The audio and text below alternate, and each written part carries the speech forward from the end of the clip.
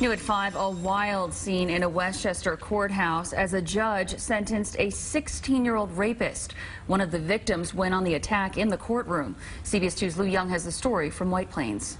It was the kind of victim impact you rarely see. The mother of a convicted rapist wheeled out to an ambulance after being clocked in the head with a shoe thrown by one of her son's victims. The rapist, 16-year-old Vernon Roberts, is a 9th grade dropout of such sadistic depravity, the judge said she'd never seen anyone like him in her court. But he was only 15 when he committed his crimes, so the maximum penalty is 3 to 10 years. Clearly not enough for many. He got light. He got it lightly.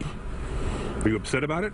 Yes. The attacks were hours-long ordeals of brutality. The first victim, 23 years old, was dragged into this playground at Grimes Elementary School here in Mount Vernon and was brutalized for hours on end. 2 months later, days before Christmas, an 11-year-old girl was abducted and dragged to a nearby stairwell. Same thing. Roberts told arresting officers he couldn't help himself, but his crimes continue to hang over this neighborhood. I think people are more cautious of what's going on around here.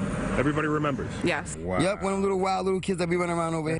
Mount Vernon neighbors recognized the mugshot even as their 23-year-old neighbor, one of the victims, spoke to him in court. "You are a murderer as well as a rapist," she said, trembling. "Part of me died in that playground. I take my soul back from you. Today, you are the powerless one."